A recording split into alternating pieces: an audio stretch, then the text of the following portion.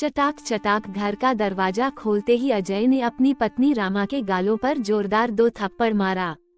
अचानक पड़े थप्पड़ से रमा जमीन पर नीचे गिर गई। यह देखकर पास खड़ी रमा की 2 साल की बेटी उसे पकड़कर रोने लगी। उसने अपने गालों पर हाथ रखते हुए कहा, अजय ऐसा क्या किया मैंने? फिर अजय ने दांत पीसते हुए कहा, तुम्हें मैंने मना किया था ना कि तुम पार्टी में किसी के सामने अपना मुंह नहीं खोलोगी, किसी से भी बात नहीं करोगी। जाहिल गवार कहीं की, जरा भी शर्म नहीं आती तुम्हें? अचानक पड़े थप्पड़ से उसकी आंखों में आंसू आ गए। उसे समझ नहीं आ रहा था कि आखिर गलती क्या हुई। रोते हुए कांपती आवाज में उसने दोबारा कहा, लेकिन मैंने किया क्या? अजय ने गुस्से में तमतमाते हुए कहा, अच्छा किया क्या? क्यों कहा कि मुझे अंग्रेजी में आपकी बात समझ नहीं आई? आप हिंदी में पूछिए तो मैं आपको बता सकती हूँ। तब रमा को ध्यान आया कि उसने अजय के साथ ही अफसर की पत्नी के साथ हिंदी में बात की थी, क्योंकि रमा को अंग्रेजी बोलनी नहीं आती थी। गांव के कॉलेज से बीए पास रमा की शादी उसके बड़े पापा ने अपने नजदीकी मित्र के बेटे अजय से करा दी, जो सरकारी अफसर था। रमा के पिता एक किसान थे। रमा अपने माता पिता की इकलौती संतान थी। अजय के घर वाले भी मोटे दहेज की लालच में आकर शादी के लिए तैयार हो गए। रंग रूप और गुणों से सुंदर रमा बहुत ही व्यवहारिक और सामान्य स्त्री थी। इसके विपरीत अजय व्यवहारहीन और अहंकारी व्यक्तित्व का पुरुष था। उसे अपने पद और प्रतिष्ठा का इतना अभिमान था कि उसके आगे वो किसी को भी कुछ नहीं समझता था। खासकर अपनी पत्नी रमा को तो वो हमेशा से अपने पैर की जूती समझता था। उसके लिए पत्नी का मतलब ही सिर्फ उसकी शारीरिक और जरूरतों को पूरा करना और घर में दबाकर रखना था। 3 साल की शादी में ऐसा कोई दिन नहीं था जब अजय ने रमा को उसके पढ़ाई और नौकरी पेशा ना होने पर ताना ना कसा हो या उसके साथ हिंसा ना की हो। बात बात पर रमा को थप्पड़ मारना तो उसके लिए आम बात थी। रोज रोज की मारपीट से रमा परेशान हो चुकी थी, लेकिन आज उसने तय किया कि वह अब चुप नहीं रहेगी। उसने खुद को संभालते हुए आंखों से बहते आंसुओं को पोंछते हुए अजय से कहा, मुझे नहीं आती शर्म इस बात को स्वीकारने में कि मुझे फराटेदार अंग्रेजी बोलनी नहीं आती, लेकिन इस वजह से मेरा कोई वजूद नहीं, इस बात को भी मैं नहीं मानती। रमा के जवाब को अनसुना कर देना। फिर रमा के बालों को खींचते हुए कहा, अच्छा बड़ी जुबान चलने लगी है, कान खोलकर सुन लो, 2 कौड़ी की औकात नहीं है तुम्हारी, न ही तुम्हारा अपना कोई वजूद है। जिस दिन मैंने छोड़ दिया ना, उस दिन लोगों के घर घर जाकर नौकरानियों की तरह झूठे बर्तन धोलोगी और झाड़ू पोछा करोगी, तब जाकर मुश्किल से पेट भर पाओगी। लेकिन सम्मान और इज्जत तो भूल ही जाओ, क्योंकि तलाकशुदा को समाज में कभी सम्मान नहीं मिलता समझी, सिवाय तिरस्कार के। तुम मेरी पत्नी हो, एक सरकारी अफसर की पत्नी, इसलिए लोग तुम्हारी इज्जत करते हैं और यही तुम्हारी पहचान है।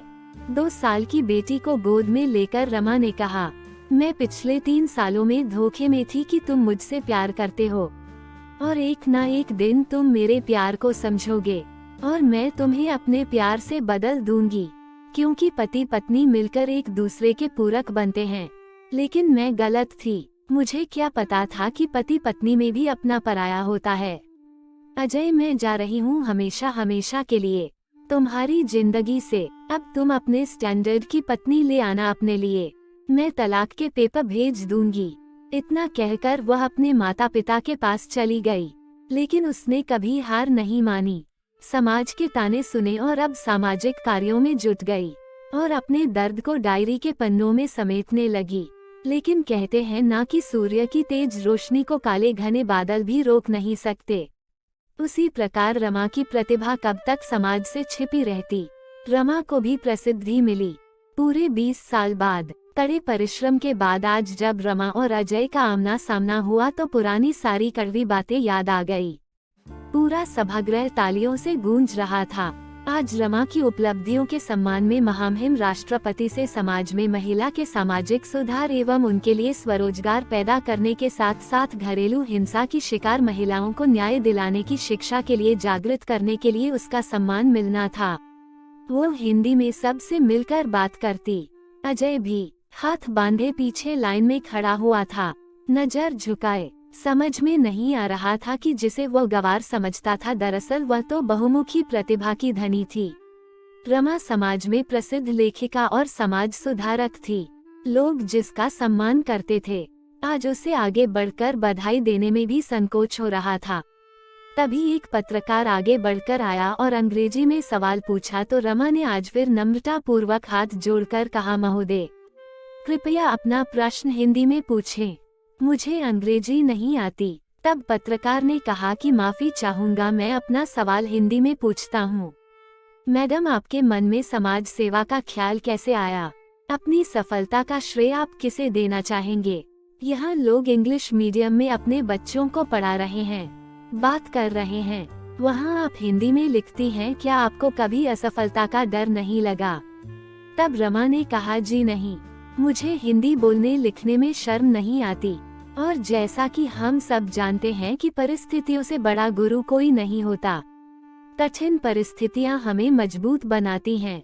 इसलिए आज मैं उस व्यक्ति का दिल से आभार व्यक्त करना चाहती हूं जिसने मुझे अपने जीवन और घर से मुक्त कर मेरे अभिमान को जगाया। वो व्यक्ति मेरे जीवन के ऐसे गुरु हैं जिनके दिए घावों ने मेरे अंदर दबे आत्मविश्वास और आत्मसम्मान को जीवन में नई दिशा एवं कुछ कर गुजरने के जुनून को जगाया। जिन्होंने मुझे अपने सामाजिक रिश्ते से आजाद करके बाहर समाज में आकर सांस लेने का और समाज के लिए कुछ करने का मौका दिया। बेशक आशीर्वाद मेरे माता पिता का मुझे मिला, लेकिन परिस्थितियों की ठोकर उसी व्यक्ति से मिली। इसलिए मैं उनका आपके माध्यम से धन्यवाद करती हूँ। साथ ही हर महिला पुरुष से कहना चाहूंगी कि हमारी सफलता में हमारी भाषा कभी बाधा नहीं बन सकती, और हिंदी तो हम सभी भारतवासियों के दिल की भाषा है। सफलता के लिए बस सच्ची लगन और जुनून की जरूरत होती है। थोड़ी देर बाद मौका मिलते ही रमा को अकेले देखकर अजय उसके सामने आकर खड़ा हो गया और उसने कहा, रमा, अपनी गुड़िया कैसी है? अब तो बड़ी हो गई होगी। रमा ने कहा, मेरी बेटी बिल्कुल ठीक है और अब पढ़ाई के साथ साथ मेरे ही सामाजिक कार्यों में मेरी मदद करती है। अजय ने कहा, रमा, तुम ऐसा क्यों कर रही हो? वो मेरी भी बेटी है, मुझे माफ कर दो, मैं तुम्हारी अहमियत नहीं समझ पाया।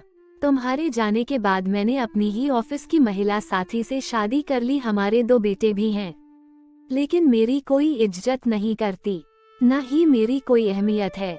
मेरी पत्नी मुझे बात बात में बदनाम करने और मेरा करियर खत्म करने की धमकी देती है और मैं चुपचाप सुनता हूँ क्योंकि मैं कुछ नहीं कर सकता। चुपचाप खड़ी रमा अजय की बातों को सुनती, आखिर में हाथ जोड़कर कहा, महोदय, मैं असहाय लोगों की मदद करती हूँ, लेकिन आप तो खुद सक्षम है, मैं आपकी कोई सहायता नहीं कर सकती। तभी रमा की बेटी वहाँ आ गई और वह अपनी बेटी के साथ वहाँ से चली गई। अजय आज नजरें झुकाए चुपचाप सब कुछ सुन रहा था, लेकिन आज कुछ भी कहने की स्थिति में वह बिल्कुल नहीं था और तिरस्कृत खड़े उस रिश्ते को जाते ही देख रहा था, क्योंकि वह आज मजबूर था और कुछ नहीं कर सकता था। लेकिन रमा आज मजबूत थी। दोस्तों, हम आशा करते हैं कि यह कहानी आपको पसंद आई होगी, तो प्लीज लाइक, शेयर, कमेंट करना ना भूलें। कहानी का उद्देश्य सिर्फ इतना है कि हम अक्सर कहते हैं कि ऐसा सिर्फ कहानियों में हो सकता है, लेकिन हम यह भूल जाते हैं कि कहानियां बनती ही तभी है जब ऐसी घटनाएं होती हैं, और घटनाओं से प्रेरित होकर ही कहानियां लिखी जाती हैं। और महिलाएं तो शक्ति स्वरूप होती हैं, अगर वो कुछ करने की ठान ले तो फिर कोई शक्ति उन्हें कभी हरा नहीं सकती। दोस्तों, ये कहानी आपको कैसी लगी कमेंट करके जरूर बताएं। इसी तरह की वीडियो को देखने के लिए चैनल को सब्सक्राइब करके बेल आइकॉन को ऑन कर लीजिए ताकि आने वाली वीडियो का नोटिफिकेशन आपको सबसे पहले मिल सके। धन्यवाद।